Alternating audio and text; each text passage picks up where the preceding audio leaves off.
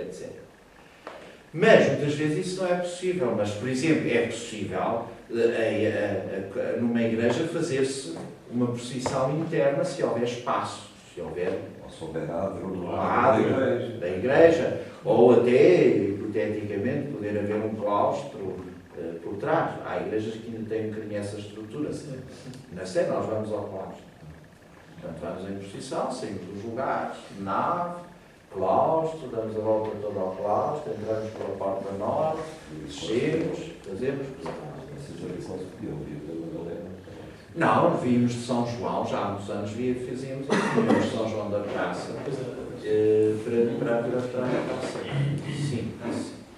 Depois, em Quinta-feira Santa, o Padre João estava a falar, a missa da ceia do Senhor termina com transladação do Santíssimo e desnudação dos altares. Mas já agora, e ao lado atrás, imaginemos uma igreja construída de tal forma que o presbitério é tão apertado, não dá para pôr lá lava-pés, bancos para pôr lava-pés, não se faz.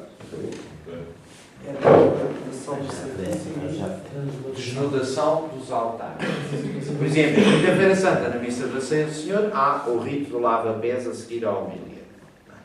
Bom, é uma coisa para ser visível, não é? Portanto, normalmente o que se faz é, naquele momento, trazem-se bancos ou cadeiras para aqueles a quem vão ser lavados os pés, eles sentam-se e depois o Presidente passa diante de todos, lava os pés a todos. Claro que tem que ser uma coisa visível, senão uma coisa atramancada. Hoje há soluções, enfim, há padres que, em vez de terem 12, têm 6, representantes, pronto, acabou, não coisa. Enfim, o ideal é que, de facto, o missal diz faça-se, coisa, é optativo, mas faça-se, não se infantilize. Ou seja, o que se fez muitas vezes é que ao lava-pés vão os escuteiros, vão os meninos mais velhos da catequese, há ali um certo infantilizar o rito. A ideia não é que isso aconteça. Mas, por exemplo, é um dos aspectos que tem. E depois, na mesma celebração, a transladação do Santíssimo, o que é que acontece? Ou o que é que isso consiste? O que nos diz o missal é que, de quinta para sexta-feira santa, o Santíssimo deve ficar num lugar que não no tradicional sacrário, se possível, quando não é possível, volta ao sacrário, mas deve ficar num lugar nobre, à veneração dos fiéis e profusamente rodeado de luz e de flores. E é aquilo que as pessoas chamavam antigamente o sepulcro, que não é sepulcro nenhum. A ideia não é que o Senhor está sepultado. A ideia é chamar-lhe o cofre eucarístico, mas não a urna. O Senhor não morreu. O sentido dessa transladação também é um bocadinho acompanhar o Senhor. Claro. Portanto, aquilo é mais o Jardim das Oliveiras, neste sentido. Sim, no sentido que Jesus, depois da ceia, saiu, foi para o Jardim das Oliveiras. A ideia é que o Santíssimo fique no templo, não na capela do Santíssimo ou no sacrário, porque muitas vezes não há capela, mas fique num lugar nobre, onde os fiéis se possam depois, mais tarde, reunir para fazer um tempo de oração, adoração silenciosa, discreta, porque não há exposição. Não há exposição. O Santíssimo está lá, mas não há exposição, não há custódia, não há nada. Bom, isto, em igrejas que têm, por exemplo, transepto ou capela lateral, não sei o quê, é fácil fazer. Podem não trazer, tiram-no do sacrário, quando tem capela, sai da capela do Santíssimo e fica num altar lateral, preparado, etc. Quando isso não acontece, às vezes já há soluções que os padres arranjam e tudo, que é, montam uma mesa, bem adornada, enfim, este real. Quando de todo não é possível, muitas vezes volta para o sacrário. Mas o sacrário não é suposto ficar vazio. O sacrário deve ficar vazio. Deve ficar vazio. Para onde é que vai Cristo? Ou vai para esse lugar preparado, não é urna, Cofre eucarístico. Mas fogão da urna que agora Estou pensando no fogão. Nem chamem sepulcro, porque o senhor essa hora ainda está Mas vivo. esse suposto estar exposto? como- Não. guardado lá dentro. Então, na sacristia pode estar. Muitas vezes sim, podem pôr na sacristia, de maneira solene, visível. Não está escondido, é visível. Cheio de flores, cheio de velas, que os cristãos depois à noite podem se reunir ali. Os espanhóis têm uma tradição que é fazer, chamam-lhe mesmo fazer o monumento. E É. depois, que inclusivamente, têm a tradição de irem visitar as igrejas Para ver os o monumentos. monumento e a rezar. Claro, Onde rezar. havia espaço, Mas e não daí é. depois a construção das tribunas. Então, numa igreja nova, Só além as- da capela Do Santíssimo. sim. Projetar outro espaço para. Pode ser. Não é ter que projetar no sentido de ter que fazer ali uma coisa que seja tão notória, mas criar condições em que se possa ter isso. Se calhar a própria capela do Santíssimo, se estiver contemplado, não é? Ah, não. Sim, mas não, porque Pode ser há uma uma sobreposição. O sacrário deve ter a porta aberta e perceber que não está lá. Naquele dia ele não fica ali. Tem que ser outro lugar. Só se tudo não houver. E isso não é uma duplicação da capela do Santíssimo? Não é. Porque naquele dia, repare, o sentido é: porque é que se faz isto? Porque como temos que guardar reserva eucarística para Sexta-feira Santa, para a comunhão, nós temos que ter o Santíssimo. Porque senão, idealmente, era acabada a missa da ceia do Senhor, consumia-se tudo. E nesse dia, no próprio templo cristão, não ficava a presença eucarística. Sim, só que, por exemplo, em Setúbal metem no sacrário. Disparado. Vão para a sacristia e têm um cofre na sacristia escondido e as pessoas não vão para lá. Mas eu, como Não está a confundir com o que é de sexta para sábado. Mas isto é de quinta para sexta. Em que fica a oração. É isso, deixe-me chegar ao fim. De quinta para sexta, o Santíssimo não fica no sacrário, mas fica visível e à veneração dos fiéis. Num lugar digno, para que o povo de Deus, depois da celebração, à noite, hipoteticamente, possa fazer uma hora de adoração. É por isso Mas que... pode-se ficar no altar. Não. eu vou fazer com desenhos. Que eu também assim é mais fácil para mim. Vou-lhe dar o caso da Sé. Temos a Sé, o altar mor. Aqui está a capela do Santíssimo, com o sacrário. Aqui está uma porta de graça, não sei o quê. O povo de Deus aqui, povo de Deus aqui. E depois, ao fundo da Sé, há uma capela que se chama Bartolomeu Joanes, que foi um escudeiro de Dom Dinis e que mandou construir aquela capela e estava a se que é uma capela que tem um pequenino altar e tem umas pinturas muito bonitas, de facto, sobre o martírio de São Bartolomeu e depois da Eucaristia. Bom, mas, hipoteticamente, por trás, no deambulatório, tem capelas adjacentes. Bom, o que é que sucede? Acabou a missa da ceia do Senhor. O Santíssimo fica nas píxides, portanto, não é? Sob o altar. O bispo reza a oração conclusiva, sai da presidência, ajoelha-se num refletório aqui, incensa ao Santíssimo, tudo muito bem, e começa a procissão da transladação do Santíssimo, quer dizer, do mudar. E então a procissão da translação do Santíssimo, todos os que estão no altar vão com velas acesas na mão, o bispo vai com o Santíssimo Sacramento à frente, atrás, os jurídicos à frente e começa a procissão. E como vai com pálio, né? E como a coxinha central é apertada, não daria para ir pálio, o bispo e tudo, nós fazemos isto. Descemos o altar, viramos, descemos a nave lateral toda em procissão, isto tudo em procissão, o Paulo, o Santíssimo, tudo, vemos todos passamos aqui e entramos na capela de Bartolomeu Joanes. Capela de Bartolomeu Joanes tem no altar o tal cofre eucarístico, que é uma caixa grande, de prata, cofre eucarístico, nós entramos, o bispo pôs ao Santíssimo, incensa de novo, ficamos um bocadinho em silêncio e depois o diácono vai, coloca as píxides, as duas que vieram, coloca-as dentro do cofre eucarístico e fecha. O bispo levanta-se, eu coloco-lhe o solidel, coloco-lhe a mitra, ponho-lhe o báculo na mão e lá vamos nós, no fim. Terminou tudo para a sacristia. Chegamos aqui, entramos na sacristia. Pronto. Isto é a transladação do Santíssimo.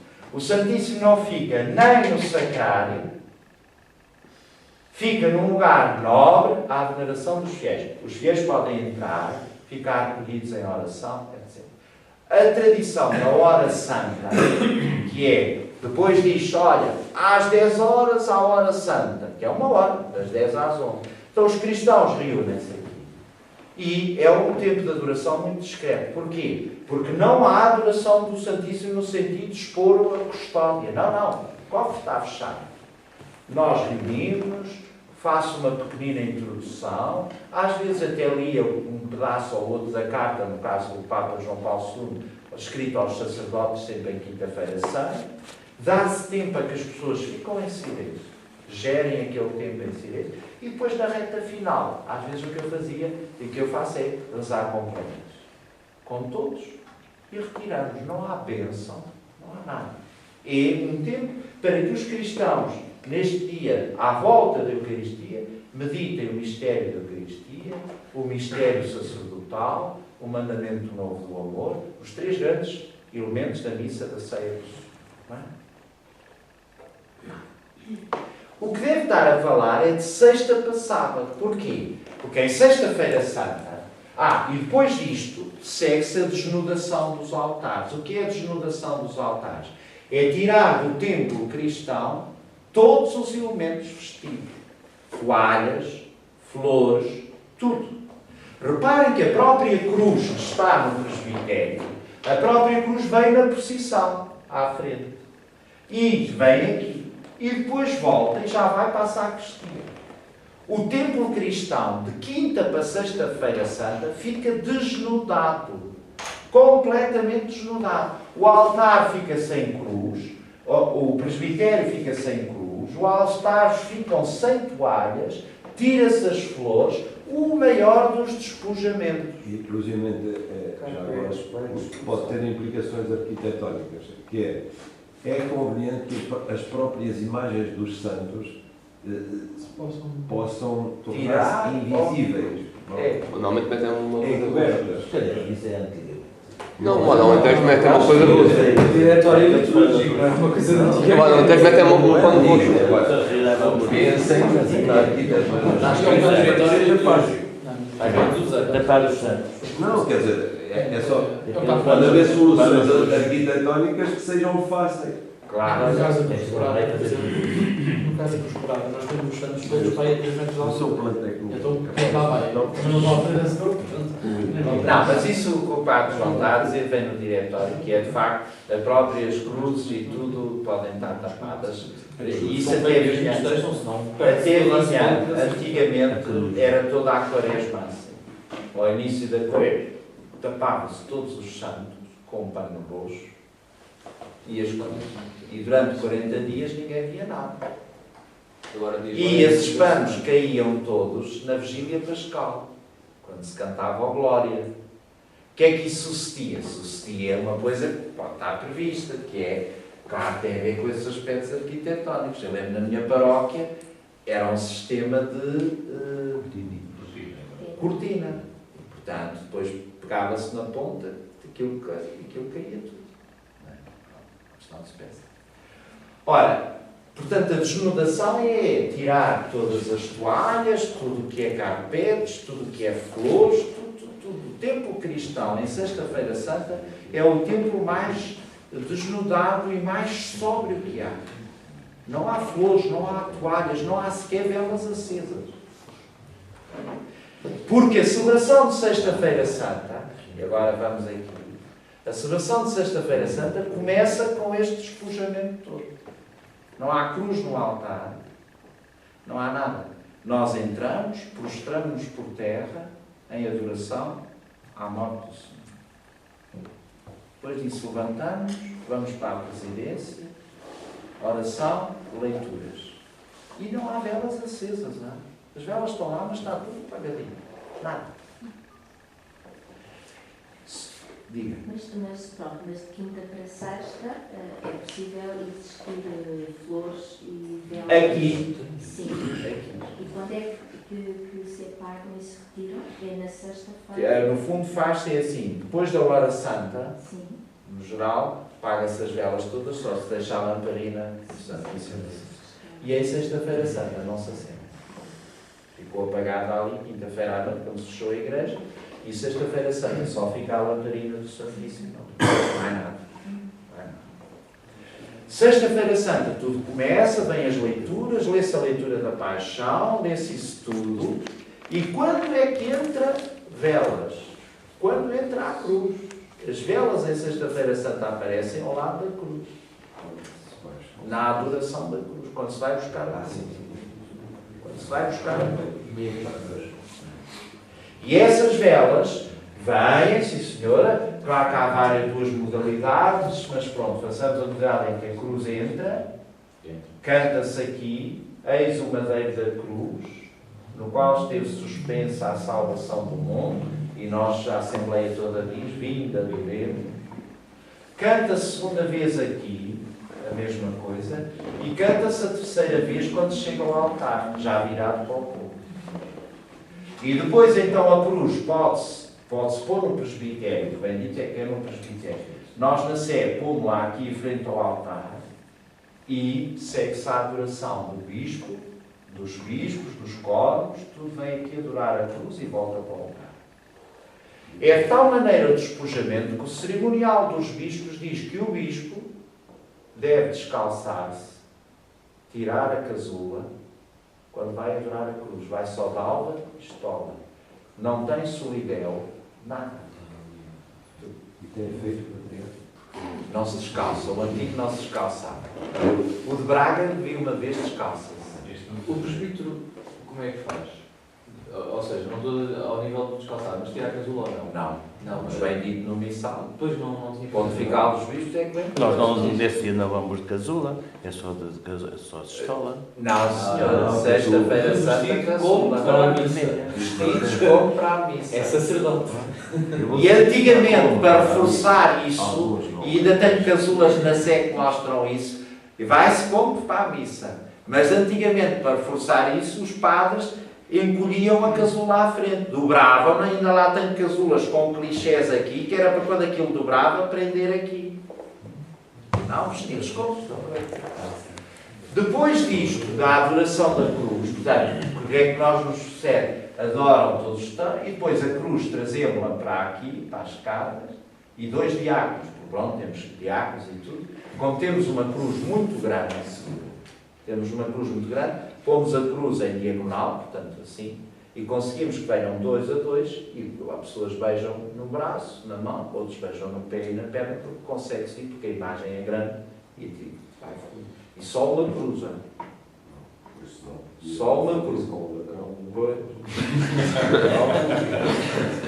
É isso mesmo.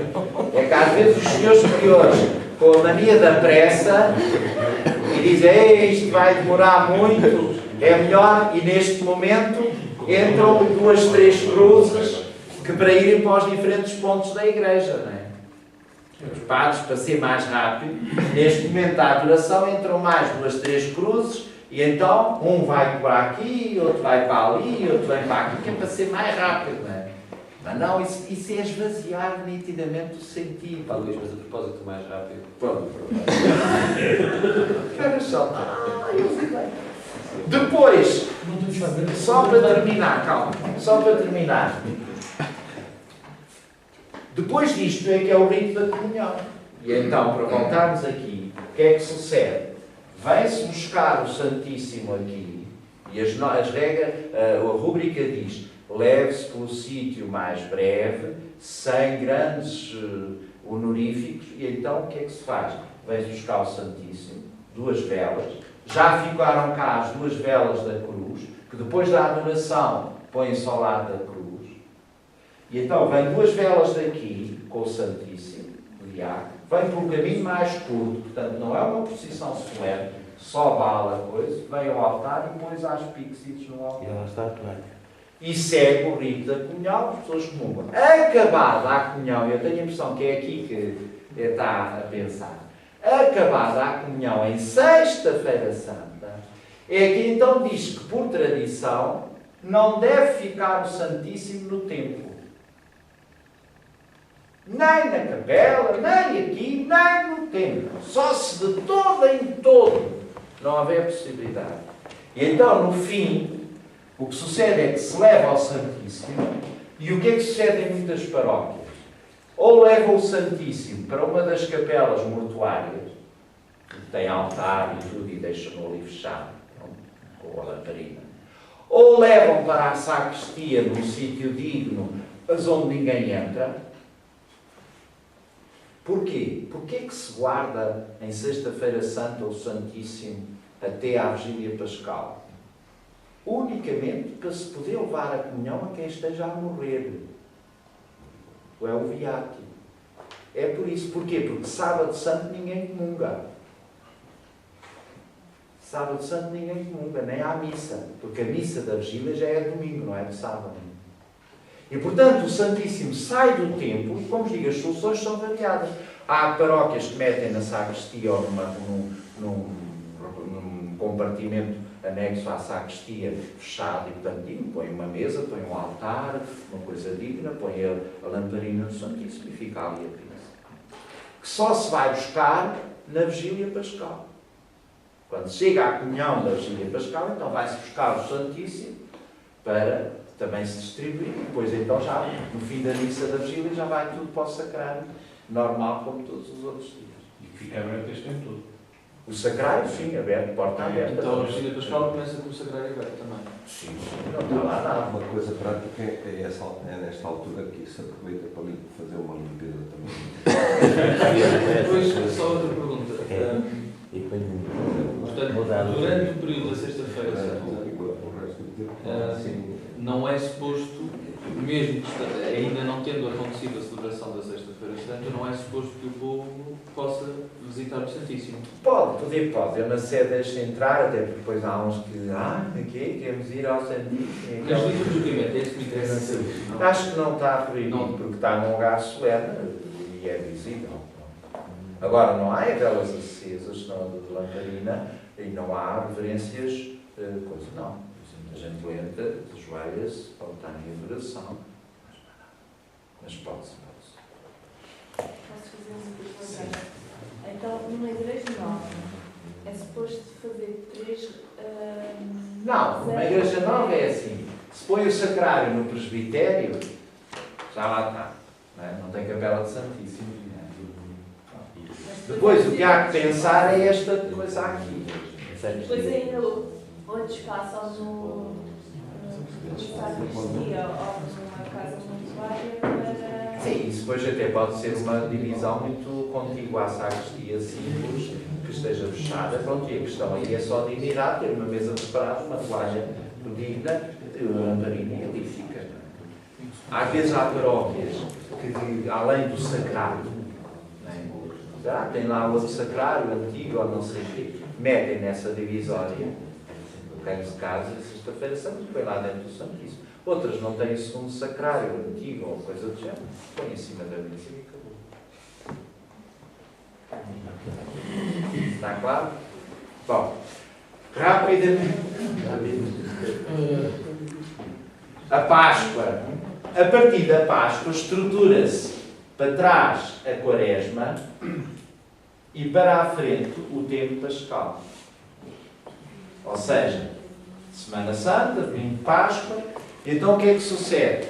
O tempo de preparação para a Páscoa foi-se estruturando. Começou por ser 2 dias, depois uma semana, depois 3 semanas, depois 6 semanas, e São Gregório Magno, no século VI, morre em 604, portanto já não é século VII, mas não é. São Gregório Magno é que estabelece a Quaresma com 40 dias.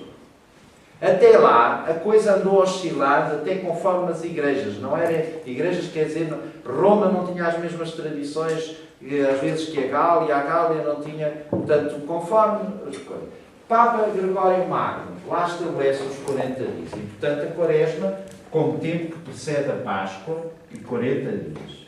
Isto dá 5 domingos e o domingo de Ramos 6. Às vezes há pessoas que se confundem e contam a Semana Santa, já não contam Não, a não. Quaresma, senão não dá os 40 dias. Nem os domingos. Nem os domingos. Os domingos também não entram na contagem. Por exemplo, no rito ambrosiano, eles não começam a Quaresma na quarta-feira de cinza. Não, é isso. Começam no domingo. Começam no domingo. Como também o Advento no rito ambrosiano são 6 domingos. E nós são só 4. Começam antes. E, depois da Páscoa, estrutura-se o tempo pascal, que são os 50 dias, que termina com o Pentecostes. Não é? E foi São Gregório Magno também? Não. O tempo pascal é posterior. Mas é o fundo da vivência da Páscoa prolongada até ao Pentecostes. Não, o tempo pascal, como tempo pascal, é anterior a São Gregório Magno. Calma, Santo Atanásio e esses todos já falam, São Basílio já falam do tempo pascal. Mas são os 50 dias. Isso é um bocadinho de cálculo das próprias festas hebraicas. O Pentecostes, 50 dias depois da Páscoa, e, portanto, há ali uma similitude. O ciclo do Natal, rapidamente, como é que se estruturou? O ciclo do Natal, ou seja, também chamado tempo da manifestação. O ciclo do Natal começa-se a estruturar nas igrejas por finais do século III, inícios do século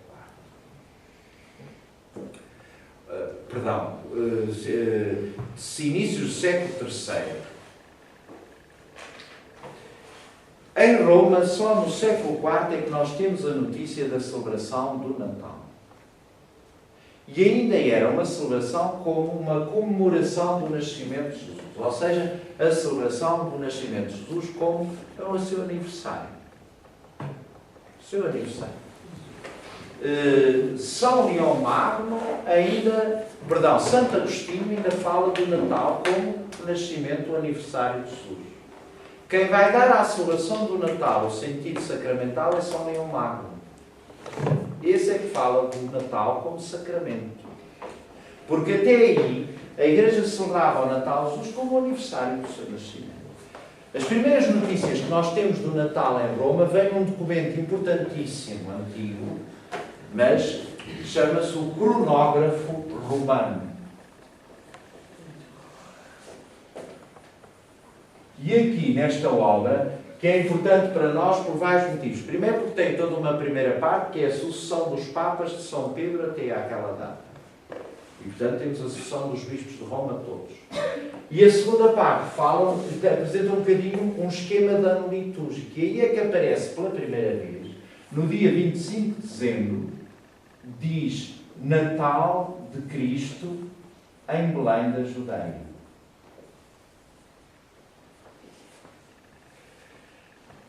Quanto a esta questão, já agora para falarmos, a gênese do Natal também teve duas tradições como a Páscoa, mas não duas tradições que entrassem em conflito.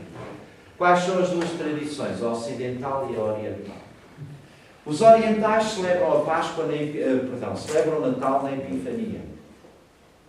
Para eles o Natal é a manifestação do Verbo, a manifestação do Filho de Deus aos homens. E, portanto, a Epifania, o que nós chamamos os reis, é a grande celebração do Natal deles. Nós, ocidentais, celebramos o Natal a 25 de dezembro.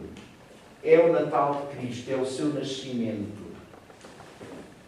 Reparem que há dois perfis e há duas matizes muito coisas. Enquanto nós, ocidentais, à volta do Natal, salientamos muito os aspectos humanos do nascimento de Jesus, os aspectos de facto humanos do nascimento de Jesus, o nascer na gruta, ou não ter lugar da gruta e as palhinhas, e tudo isto muito se intensificou depois de São Francisco, onde são salientados muitos os aspectos humanos de Jesus. Os nossos irmãos orientais não entram tanto por este aspecto do humano, é mais a manifestação do Verbo, é o Logos do Pai. É, digamos, toda uma teologia do Natal mais densa, digamos assim, mais teológica, mais... Enfim. Eu costumo usar uma imagem que nos ajuda a perceber isso e se calhar, enfim, é redutora como imagens. Que é isto, enquanto nós ocidentais fotografamos o Natal, os orientais radiografam o Natal. Olham mais por dentro, o mistério que está ali. Nós ficamos um bocadinho por influência de São Francisco e dos aspectos mais extremos. O que é certo é que as duas tradições não entram em conflito. Os orientais aceitaram perfeitamente o Natal a 25 e nós aceitamos a Epifania e as coisas foram até. A grande pergunta é, porquê o 25 de dezembro? Como é que isso se apareceu na Igreja? Como é que isso se fundamentou? Há muitas tradições, ou melhor, há duas grandes explicações fundamentais. Há várias, mas há duas que têm algum caminho e pés para andar. Uma é que a Igreja já celebrava a 25 de março a Anunciação do Anjo. Porque é uma festa ligada muito a Nossa Senhora e, portanto, os orientais e tudo celebravam cá. E então o que é que sucedia? 9 meses depois nasceu. E, portanto, o 25 de dezembro. A outra grande explicação, que tem muitos aspectos culturais que vale a pena ter em conta, é outra. É que vem do contexto em que os cristãos celebravam o Natal, que era, no Império Romano, por volta do solstício de inverno, que é 21, 22, havia grandes festejos ao Deus Sol. Ao Sol e Invictus. Porquê? Porque o solstício de inverno, 21, 22, marca o dia em que a noite é maior e o dia é mais pequeno. Mas a partir desse dia, o Sol vai se impondo, os dias vão sendo maiores e as noites menores. Por isso aqui está o Sol Invictus, ou seja, o Sol Invencível.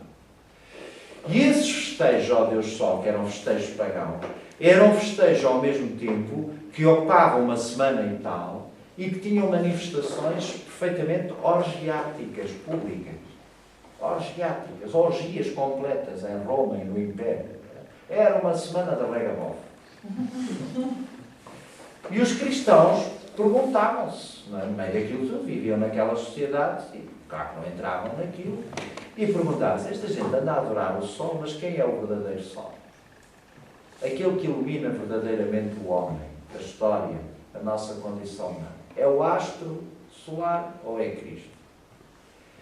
E isto levou certamente para contrabalançar e ao mesmo tempo cristianizar, a pôr o Natal aqui. E é por isso que o nascimento... A própria liturgia do Natal fala muito de Jesus Cristo, a luz do mundo veio aos seus. Toda aquilo. Para o próprio Evangelho de São João, ele era a luz verdadeira, vindo ao mundo a todos ilumina, e os homens preferiram as trevas. Portanto, todo esse sentido e essa mística de Cristo luz vai ser uma forma de contrabalançar aquela experiência pagã. E, portanto, tudo leva a crer que a própria escolha do 25 de dezembro, o resto dos Evangelhos não nos dão indicações muito claras. Percebe-se da ideia que era inverno, da ideia que era frio, mas mais do que isso. Os Evangelhos das infâncias não nos dizem. Portanto, esta é a segunda teoria para explicar o 25 de dezembro. E claro que o ciclo do Natal vai se estruturando, que é com a celebração do Natal de Jesus, a Epifania e depois tudo o que está ligado a isto. Celebramos a festa da Sagrada Família entre o Natal e o Ano Novo, que é uma forma também de aprofundar o mistério do Natal. O Ano Novo, com a reforma do Concílio Vaticano, ficou o dia de Ano Novo, ficou o dia de Santa Maria, Mãe de Deus, o primeiro título que Nossa Senhora teve na Igreja, a Mãe de Deus, do Concílio de Éfeso, a Theotokos, a Mãe de Deus. Portanto, começamos o ano sob o olhar, a proteção de Maria, sob a invocação de Santa Maria, Mãe de Deus. E, portanto, o ciclo do Natal tem estes aspectos. E, à volta, à volta do Natal, começou-se a estruturar, isso só a partir do século VI e na Península Ibérica, o Advento. O Advento é uma criação concreta da Igreja da Península Ibérica. Tem a ver com a heresia do cristianismo e tem a ver com, de facto, o sentido do nascimento de Jesus e tudo isso. E a Igreja da Península Ibérica desenvolveu imenso. Aliás, de tal maneira que a maior parte das orações do nosso missal romano no tempo do Advento estão tiradas muitas dos sacramentários da Igreja Hispânica, do rito hispânico. Porque desenvolveram muito. Assim como as grandes orações do ciclo do Natal, coletas e tudo, é tirado tudo quase São Leão Magno. A oração de coleta da noite, da missa da noite, é São Leão Magno. Ou seja, um padre que reza aquilo, saber que aquilo vem do Papa São Leão Magno, século V ano. Enfim. Ora, fazendo um esquema, já agora para chegarmos ao fim. Tá, que isto olha, o ano litúrgico dava para um curso. Quer ver da sua história, quer ver da sua atualidade, e depois ir às celebrações. Portanto, olha, temos matéria para os nossos encontros um dia futuro. Mas para ver, não, a sério, o ano litúrgico dava para um trimestre de aulas sobre o ano litúrgico. Perfeitamente. Isto no domingo. Domingo dá para um mês falar do domingo. Eu estive aqui a dar... Bom, vejamos. Como é que então está? Sabemos nós que o ano tem 52 semanas, não é? Ou 52 domingos. Não. Então, percebes, o ano litúrgico começa com o tempo do Advento, que é o tempo de preparação para o Natal, o tempo da espera, enfim, toda uma lista. O Advento tem 4 domingos.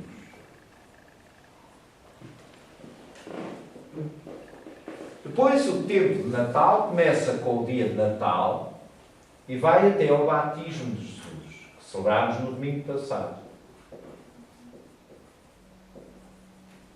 Portanto, compreendo unicamente, normalmente, 3 domingos.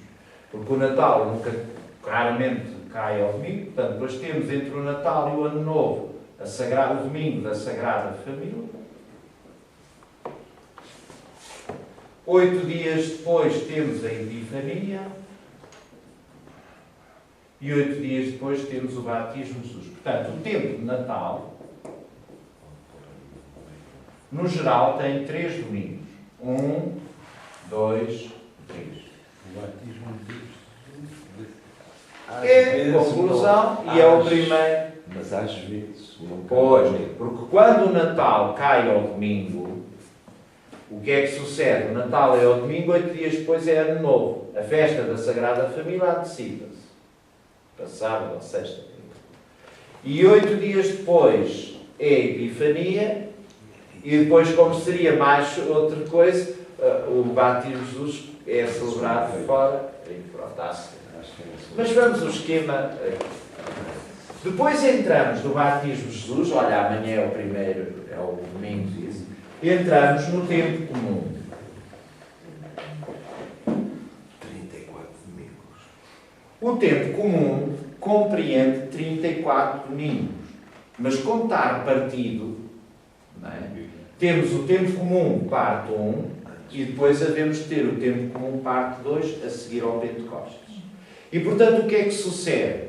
Quando a Páscoa é muito tarde, a Quaresma também começa muito tarde. E então o tempo comum às vezes tem 8, 9 domingos.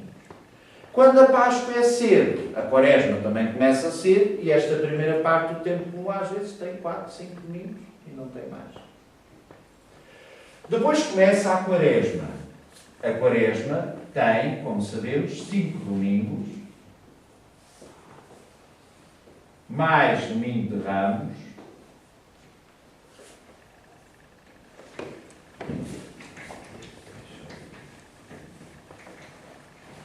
e termina, a Quaresma, termina com, digamos, Quinta-feira Santa, a ceia do Senhor é o Tríduo, portanto, mas o tempo pascal, portanto, temos aqui a Semana Santa, que tem o domingo de Ramos, e aqui começa o tempo pascal. Começa com o domingo de Páscoa e vai até ao Pentecostes.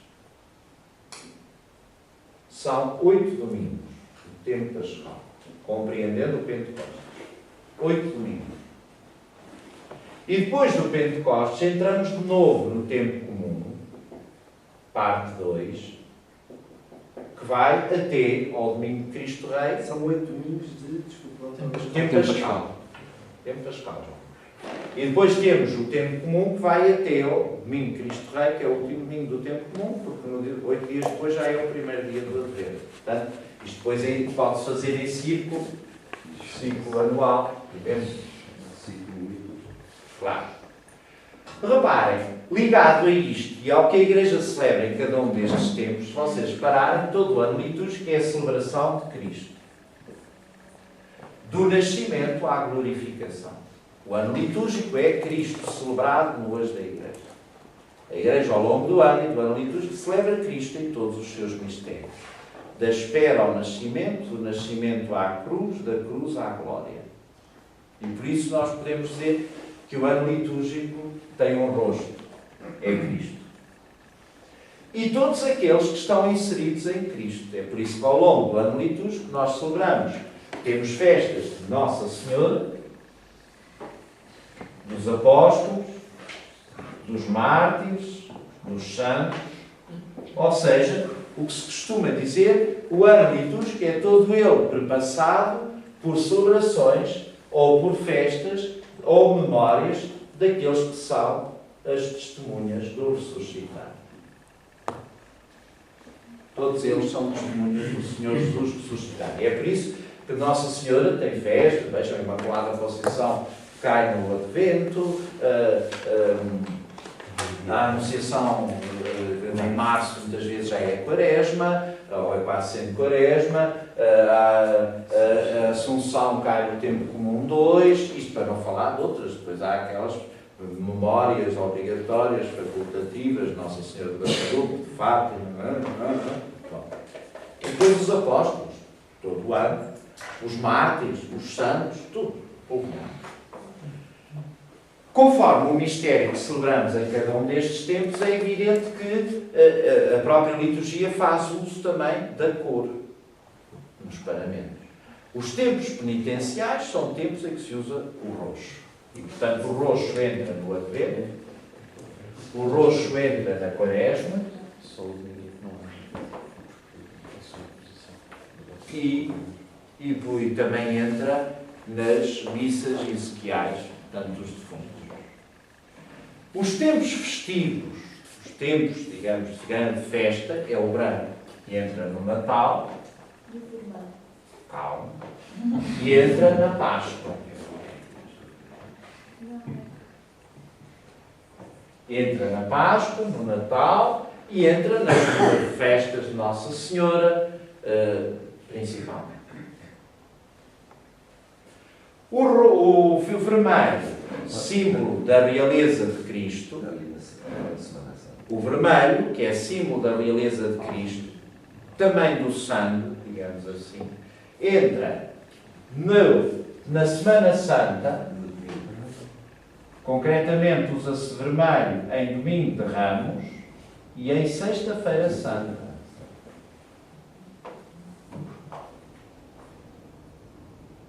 Usa-se vermelho no domingo de Pentecostes, fogo do Espírito, e usa-se vermelho sempre que celebramos um mártir, um apóstolo,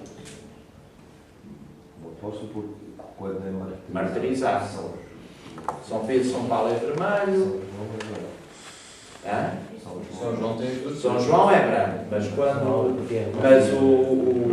Pedro e Paulo é vermelho. Os anjos, portanto, o vermelho na liturgia tem o sentido da realeza de Cristo, não se esqueçam, e essa realeza passou pela cruz. Por isso é que se usa também Sexta-feira Santa. E todos aqueles que se configuraram a Cristo, o caso dos mártires, etc. Portanto, o vermelho. Depois temos ainda o verde, que é usado no tempo comum. Tempo da esperança, enfim, verde. E ainda temos 2 domingos por ano em que aparece o rosa. Mas o rosa, os da ceia que são lindíssimos, o rosa é uma coisa assim. É magnífico. Só se eu também. É um rosa velho, bordado a ouro, uma coisa. É o mais bem que conheço. Sim, porque depois a água tem que se procurar. Há uns rosas rudimentos, mas os padres não gostam de rosa por causa disso. Quando é que o rosa entra? O rosa entra no terceiro domingo do Advento, que é chamado domingo Gaudete. Quer dizer da alegria, Gaudio, alegria. Entra no terceiro domingo do Advento, o rosa. E entra no quarto domingo da Quaresma, que é chamado domingo Letare. Também domingo da alegria. No sentido que aqui já estamos perto do nascimento e, portanto, na espera do Messias já exultamos de alegria, e aqui, no quarto domingo da Quaresma, também caminhamos para a Páscoa, portanto já vislumbramos a Páscoa do Senhor e, portanto, motivo de alegria. O rosa. Também há uma concessão, creio que para Portugal e para Espanha, pelo menos, de, em algumas festas de Nossa Senhora e conforme as tradições, se poder usar o azul. Vila Viçosa usa azul, Fátima tem lá uns assim, um branco, mas muito polvilhado de azul nas decorações todas. Foi o caso, por exemplo, do paramento do Papa João Paulo II, da primeira vinda a Fátima, mas pronto, esse, o azul, enfim, também. Cristo Rei. Branco. É branco. Cristo Rei, então. Agora vejam, vamos lá fazer o cômputo para ver se isto está correto.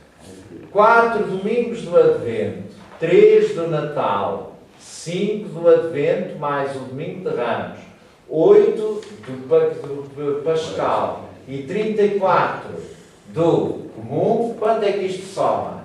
Ah lá.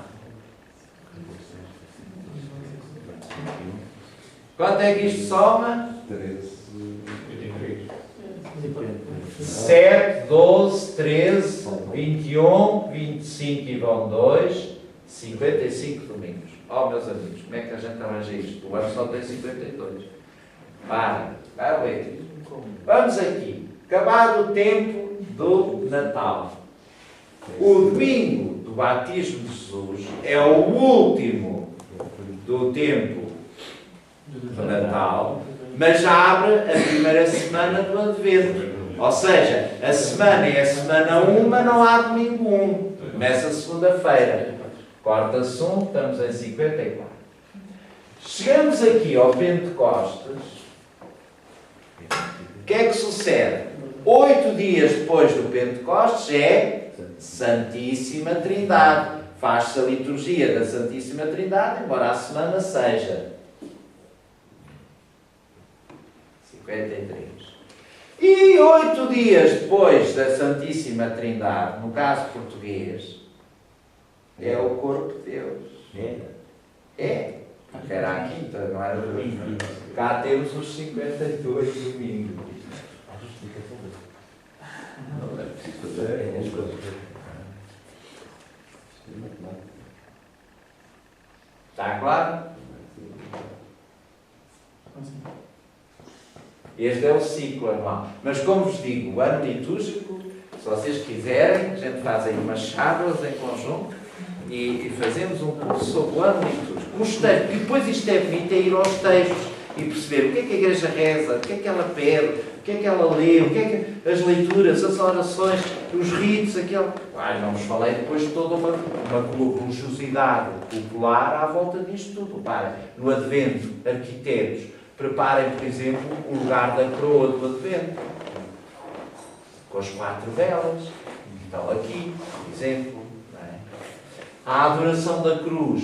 Que cruz? Se projeta uma cruz fixa no presbitério, como é que é?